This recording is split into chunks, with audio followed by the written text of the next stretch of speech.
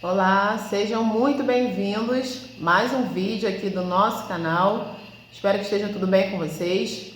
Hoje nós vamos falar sobre permanecer, a importância de nós permanecermos, seja em um determinado local onde a gente deva estar por algum período, por algum motivo, seja permanecer em determinada relação onde nós precisamos dar prosseguimento e lutar e investir, e seja talvez principalmente permanecer nos nossos objetivos, permanecer na nossa conduta, permanecer nos nossos valores, naquilo que a gente acredita. Então hoje nós vamos ler um texto que vai nos mostrar a importância de nós não ficarmos bambeando para um lado e para o outro, não ficarmos retrocedendo, ou seja, andando para trás, voltando para onde estava, mas a importância de avançar, seguir em frente, permanecendo, aconteça o que acontecer. É claro, preciso fazer um parêntese antes da gente começar o texto, que dependendo do lugar, dependendo da situação, dependendo até de que conduta você tenha, muito pelo contrário, você não deve continuar. Existem relações que você precisa sair, existem lugares que você precisa abandonar, existem condutas que você precisa deixar de ter. Mas eu acredito que você entendeu em que sentido eu falei, que existe a importância na vida de nós termos consistência, de não sermos pessoas tão maleáveis, tão dobráveis, ao ponto de qualquer situação mudar a nossa conduta, mudar até mesmo a nossa maneira de pensar. Muita gente é como uma onda do mar, e a Bíblia, ela inclusive usa em um dos seus textos essa expressão, né? Existem pessoas que são agitadas e jogadas para um lado e para o outro como uma onda do mar. Isso não é bom. Pessoas que ficam ali transitando entre um pensamento e outro, vai para frente, volta e vai de novo. Isso não é bom. Muito pelo contrário. Pessoas que são, a Bíblia também usa a expressão como um monte, como uma rocha. Aí sim são pessoas firmes, que mesmo que a onda bata forte, mesmo que aconteça algo importante, ela permanece firme. Então, hoje nós vamos refletir a respeito da importância de permanecer, de não ser uma pessoa que vai para um lado e para o outro, muda de ideia o tempo todo, mas é muito importante a gente lutar contra isso. Todo ser humano tem a possibilidade, em algum momento, de se ver confuso, não sabe se faz, se não faz, não sabe se volta ou se não volta, não sabe se vai ou se não vai. As dúvidas em um determinado limite, elas até que são favoráveis no sentido de você esperar para agir. Enquanto eu estou na dúvida, eu vou esperar, eu vou refletir para ver se de fato devo ou não devo fazer isso. Mas quando a dúvida ela ultrapassa o limite do aceitável, aí isso complica muito, porque a pessoa ela já fica ali petrificada, ela já fica ali totalmente imóvel. Ela deixa a dúvida ser maior do que a sua confiança, do que a sua fé. Então ela acaba ficando ali naquele movimento de vai ou volta, avança, retrocede. E nós vamos ler um texto que vai falar sobre isso. Então, pegue a sua Bíblia, vá lá no livro de Hebreus, no final da Bíblia. Vamos ler agora o capítulo 10 e vamos ver do versículo 32 até o versículo 39, o que esse texto vai nos trazer a respeito de permanecer e não retroceder. Então, vamos lá. Lembrai-vos, porém, dos dias anteriores, em que depois de iluminados sustentastes grande luta e sofrimentos. Ora, expostos como espetáculo, tanto de opróbrio quanto de tribulações, ora tornando-vos coparticipantes com aqueles que desse modo foram tratados. Porque não somente vos padecestes dos encarcerados, como também aceitastes com alegria o espólio dos vossos bens, tendo ciência de possuirdes vós mesmos patrimônio superior e durável. Não abandoneis, portanto, a vossa confiança, ela tem grande galardão. Com efeito, tendes necessidade de perseverança, para que, havendo feito a vontade de Deus, alcanceis a promessa. Porque ainda dentro de pouco tempo, aquele que vem virá e não tardará. Todavia, o meu justo viverá pela fé. E se retroceder nele, não se comprais a minha alma.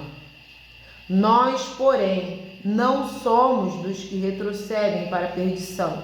Somos, entretanto, da fé para a conservação da alma. Esse texto, ele nos mostra a respeito do comportamento das pessoas que já tinham sido iluminadas, já tinham recebido a revelação, a palavra de Deus, por intermédio de Jesus, e se converteram e agora são cristãos. E o texto começa falando a respeito do sofrimento que eles passaram, da vergonha, do opróbrio, da humilhação, de que eles passaram, e quando eles participaram, quando eles coparticiparam da mesma humilhação, vergonha e sofrimento dos seus irmãos também. E o texto vai dizer até mesmo que eles se alegraram com o espólio dos vossos bens, porque eles consideravam que eles tinham um patrimônio superior e durável, ou seja, algo maior que os aguardava e nos aguarda quando nós estivermos com Deus.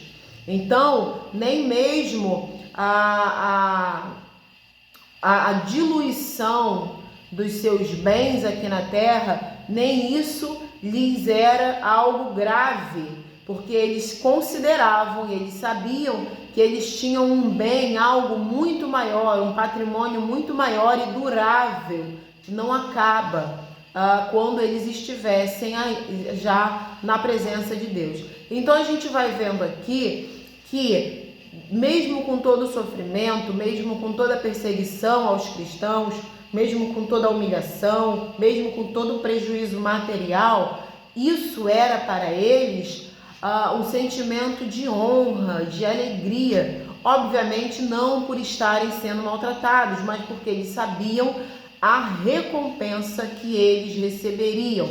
Então eu separei aqui alguns versículos para a gente poder analisar. No primeiro versículo, a gente vai ver a expressão iluminados. A gente vai ver que depois de iluminados, sustentaram grande luta e sofrimento. Quando a pessoa entrega a vida a Cristo, logo quando ela decide por entregar a Jesus a sua vida e servi-lo por toda a sua vida, ela vai sim perceber com o passar do tempo que as lutas dela vão aumentar. Isso tem uma razão. É claro que não é da vontade de Deus o sofrimento do ser humano. Pelo contrário. Só que a gente precisa compreender uma coisa.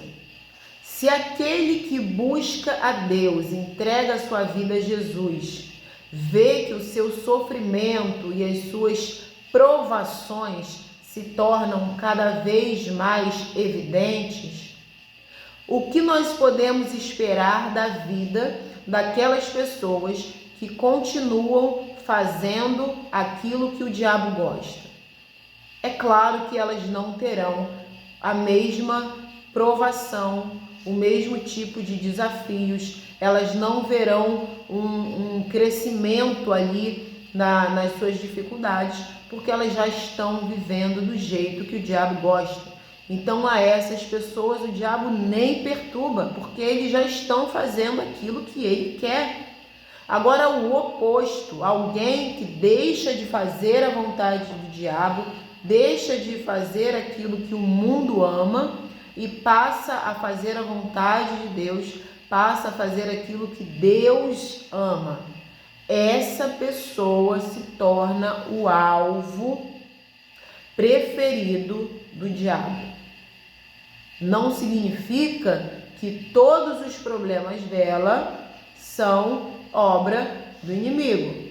É claro que não, até porque nós não podemos dar poder a quem não tem. Ele não tem poder para nos obrigar a nada.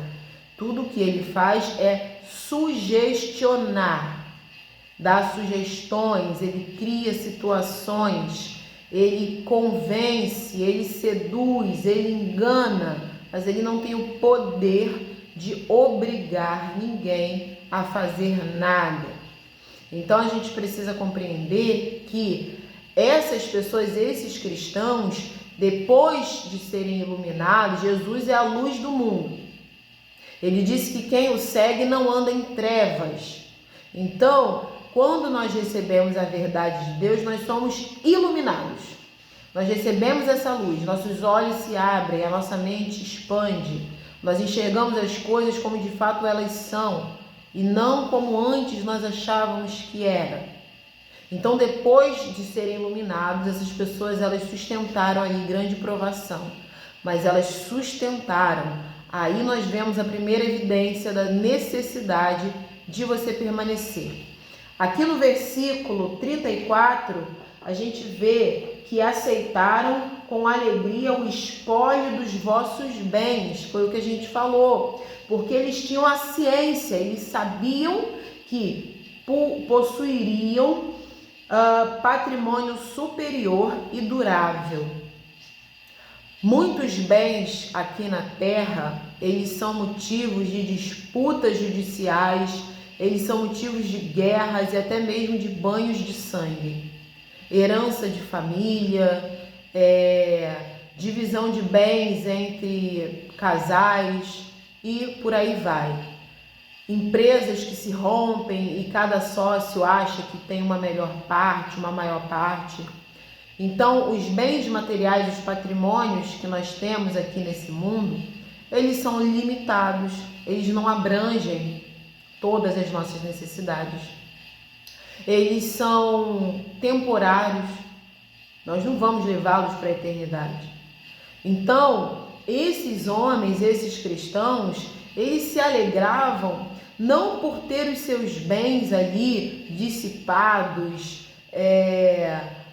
arrancados deles, liquidados, dissolvidos. É claro que não, mas eles se alegravam porque eles tinham ciência, eles sabiam que eles tinham um patrimônio melhor, maior e durável no céu, porque Deus nos dá aquilo que é eterno.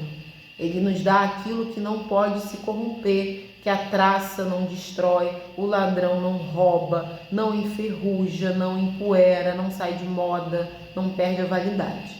Então, a gente vê que mesmo com o sofrimento, a humilhação e os prejuízos materiais, aqueles homens permaneciam firmes em Deus. No próximo versículo 35, a gente vê: não abandoneis, portanto, a vossa confiança. Ela tem grande galardão, grande recompensa. A confiança do cristão é Cristo. Então o texto fala: não abandonem. Quando a gente fala de abandonar, a gente tem a ideia do quê? De largar, de jogar fora. Abandonou e a partir de agora segue sozinho. Um homem que abandona a esposa que abandona o marido, uma mãe ou um pai que abandona o filho. Então, quando você usa esse termo abandonar, o que te vem à mente? Em algum momento está caminhando junto, mas em determinado momento parou e aí abandonou o outro para trás e seguiu sozinho.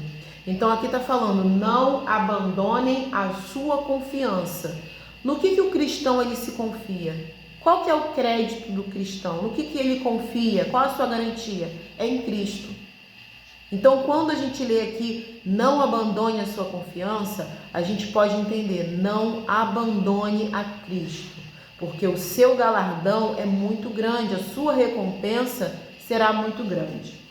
Então aqui a gente vê também no versículo 36, olha o que o versículo vai falar. Com efeito, tendes necessidade de perseverança, para que, havendo feito a vontade de Deus, alcanceis a promessa. É necessário, o texto está dizendo que a perseverança é uma necessidade.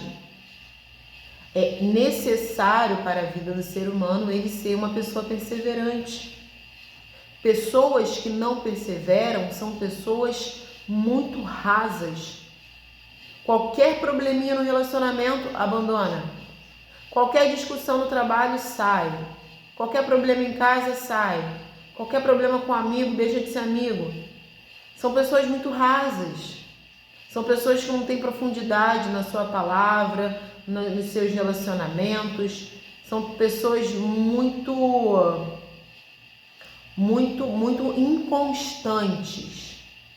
Pessoas inconstantes. Pessoas que você nunca sabe o que esperar, porque qualquer motivo é suficiente para elas abandonarem, mudarem de ideia. Então o texto está falando a necessidade de ser perseverante, de você ter constância, mesmo que esteja demorando, mesmo que esteja difícil, mesmo que você não saiba o que vai acontecer, mas a perseverança, ela é uma necessidade. E 2 versículos, um seguido do outro, vão falar de recompensa, o que nós acabamos de ler aqui no versículo 35 e no 36. O 35 fala que a sua confiança tem grande galardão, e no 36 fala, para que, tendo feito a vontade de Deus, vocês alcancem a promessa. Está falando de galardão e de promessa, recompensa e promessa. Então Deus, ele requer de nós perseverança, ele requer de nós determinação, ele requer de nós permanência, mas não à toa. Ele tem algo para nos dar em recompensa. Nós vamos ler aqui também no livro de Hebreus, no próximo capítulo 11, aqui no versículo 6, que fala que é necessário crer, muito além de necessário crer em Deus, é necessário crer que Ele é galardoador dos que o buscam. Galardoador. Ele é recompensador. Então a gente vê aqui que é necessário que nos mantenhamos firmes, consistentes, mesmo com as adversidades, uma vez que nós já fomos iluminados pela palavra de Deus, já aceitamos a Cristo como nosso Salvador, sejamos permanentes, constantes, perseverantes, mas não à toa, porque nós vamos alcançar a promessa que Deus nos fez, a salvação, o gozo eterno, a presença eterna dele no paraíso, e vamos ter um grande galardão, uma grande recompensa, porque Deus é recompensador. Então lá no versículo agora 38, nós já estamos caminhando para o final, nós vamos ver aqui: todavia o meu justo viverá pela fé. O meu justo, o justo de Deus. Quem é o justo? É aquele que foi justificado pelo sacrifício de Cristo. Quando você lê na Bíblia justo, algumas pessoas pensam, então é uma pessoa que sempre faz tudo que é justo, ela nunca comete injustiça, ela sempre faz tudo que é certo. Eu não consigo ser assim. Não, gente, enquanto nós estivermos na terra, nós vamos errar. O nosso espírito pode estar pronto, mas a carne é fraca. Nós estamos num local de pecado. Nós estamos suscetíveis ao pecado. Há uma inclinação natural do ser humano para o pecado depois que o pecado entrou no mundo. Então a questão de justiça aqui não é essa. O justo é aquele que foi justificado. Foi justificado pela fé em Cristo Jesus. Então Deus aqui fala, o meu justo, ele vai viver pela fé. E o que é viver pela fé? É viver sem depender da sua própria força, sua própria inteligência, sem depender do dinheiro, sem depender dos outros, sem depender da sorte. É dependendo de Deus. E depender de Deus não significa que você vai se tornar uma pessoa preguiçosa, porque Deus abomina a preguiça.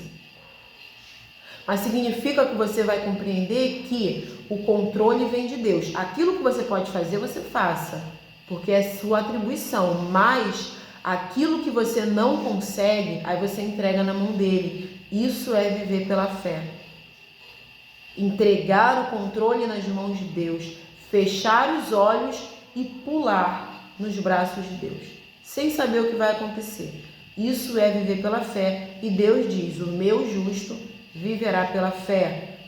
Precisamos também permanecer e ser perseverantes na fé. A fé é um exercício que nós precisamos fazer todo dia. Outro dia eu falei, se você exercita o seu corpo com regularidade e para de exercitá-lo durante alguns dias, quando você voltar, você vai sentir uma grande dificuldade. E se o tempo que você parou foi muito grande, você vai ver que até os músculos que você conseguiu, eles começaram a diminuir. E você vai ter que começar aquele trabalho todo de novo.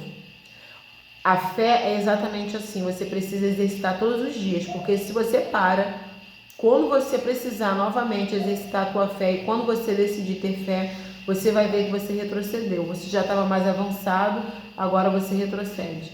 Então a fé precisa ser diariamente e constantemente durante o dia, ela precisa ser exercitada. O último versículo aqui para a gente fechar, o versículo 39, ele vai falar que a fé conserva a nossa alma. Olha o que está escrito: nós, porém, não somos dos que retrocedem para a perdição, somos, entretanto, da fé para a conservação da alma. Ele vai falar duas coisas importantes.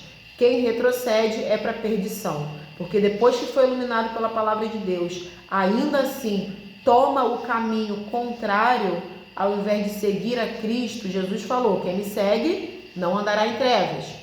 Mas a pessoa, depois de ser iluminada, depois de receber o Evangelho, ela deliberadamente, por vontade própria, por própria consciência, porque ela escolheu, que foi algo que ela deliberadamente escolheu, ela decide andar em outro caminho, então esse retrocesso é para a perdição. Preciso fazer uma observação muito importante aqui. O que a gente ouve falar a respeito de blasfêmia contra o Espírito Santo, da pessoa de maneira deliberada rejeitar a salvação de Cristo, mesmo depois dela já ter recebido a iluminação, a palavra de Cristo, isso não se aplica às pessoas que por algum motivo se afastaram de Deus, mas não rejeitaram a Deus. Em algum momento elas se afastaram da igreja, em algum momento elas se afastaram de Deus, voltaram a fazer coisas que faziam, mas elas ainda têm o amor por Deus, o temor por Deus, o respeito por Deus, ainda têm uma vida de oração, mas deixaram de ir à igreja, deixaram de ter um relacionamento íntimo.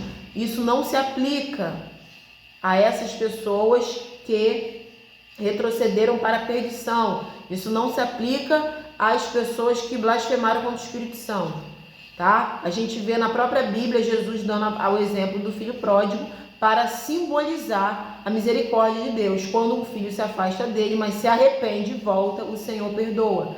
E isso não se aplica às pessoas que de maneira deliberada e voluntária se afastam de Deus, não querem mais saber de Jesus e não querem mais saber de jeito nenhum de relacionamento com Deus. Essas pessoas sim retrocederam para a perdição. Se você se afastou da igreja, se você se afastou de Deus, mas você sente sim a vontade de voltar a se relacionar com o Pai, você se arrepende, aproveite esse momento para você pedir perdão a Deus, confessar o seu pecado, que o Senhor vai te perdoar. O seu caso não é desses que retrocederam para a perdição, e Deus está de braços abertos te esperando voltar, assim como o pai do filho pródigo fez uma grande festa para comemorar a volta do seu filho. A palavra de Deus diz que quando um pecador aqui na terra se arrepende e é salvo, há uma grande festa nos céus. Então você hoje pode ser o motivo dos céus ficarem em festa. Então, outra observação para a gente fechar aqui, vai falar que a fé é para a conservação da alma. Se você quer conservar a sua alma bem nutrida, bem protegida, então persevere na sua fé, porque ela conserva a nossa alma. Eu aconselho você dar uma lida e refletir novamente sobre esse texto de Hebreus, capítulo 10, versículo 32 até o 39, você vai ver a importância da perseverança, de ser uma pessoa constante, de você não retroceder na fé, não abandonar a sua esperança que é Jesus, e de você, depois de iluminado, mesmo passando tribulações, se alegrar, porque você sabe que o seu patrimônio e a sua grande herança não estão aqui, mas estão com Deus. Muito obrigada pela sua companhia, que você compartilhe esse vídeo com outras pessoas e, se Deus permitir, até a próxima.